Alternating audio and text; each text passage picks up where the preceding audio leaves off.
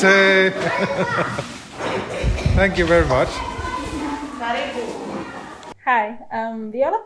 I'm 26 years old. I'm originally from Finland, but I'm living in Kenya in a small village called Makongeni. I'm running here a small charity project called Homestreethome. And yes, that's who I am. Homestreethome is working with children's well-being, education, health, and girls' rights. So we have around 20 projects with these topics. We started our project 2014, and since then we have already impacted more than 8,000 people.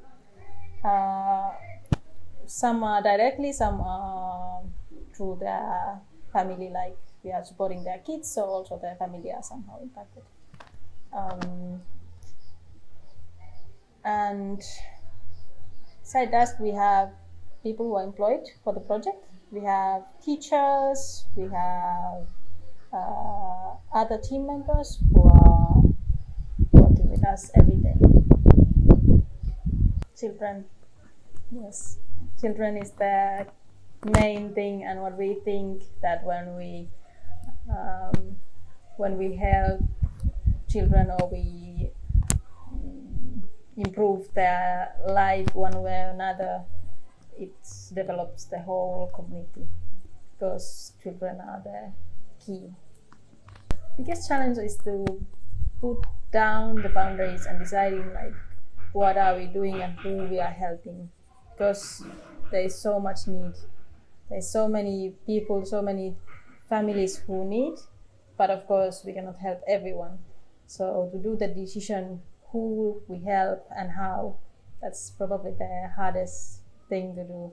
And for example, if we have 10 cases where all those kids need a school uniform, very simple thing, 10 kids who need school uniform, and we know that we can only help 5 of them.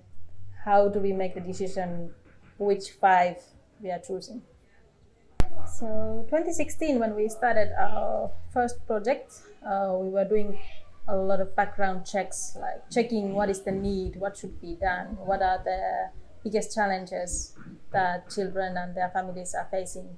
We went to the kindergarten in Makongeni, and we heard from the teachers that most of the kids are complaining stomach issues, like that they have stomach pain during the day or they are not feeling well, so the teachers are forced to send them back home. And we wanted to look a bit more deeply about it, like what is the reason behind, what is causing this mysterious stomach pain.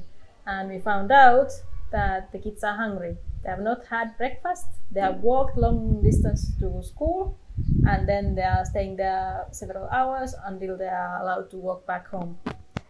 And yeah, so all those 3 to 6 year old kids were hungry. So we decided to start our first project, which was called Feeding Program, and it's still running up to date.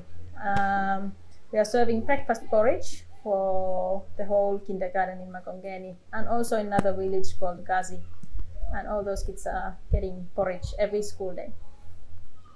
In Makongeni and the areas nearby, fresh water is a huge challenge. There's a lot of salty wells or salty water sources, but not so many fresh ones. And we are basically depending on one fresh well, which is located in the other side of the village. And then we have done a water points connected to that well. And when there is power cuts or when that well is not in use, we are basically without fresh water. And I guess it's quite obvious that it makes life very difficult and it limits everything that we are doing. And one thing that would help a lot would be to have a tank in our center.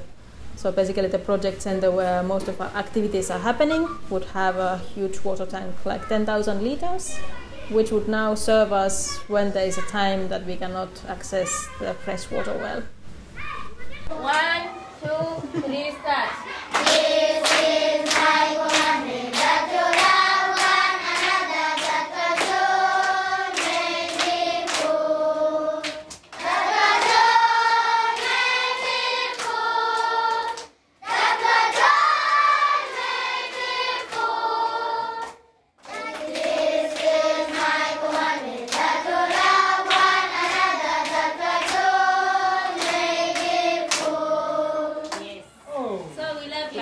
Thank you very much. Thank you. We also have a trust program. A trust program is basically a sponsorship program where people can support one child to go to school.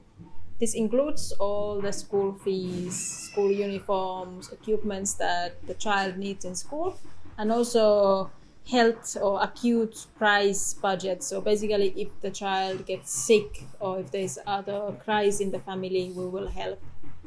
For example, if the child will have a malaria, we will support him or her to hospital for this kind of things.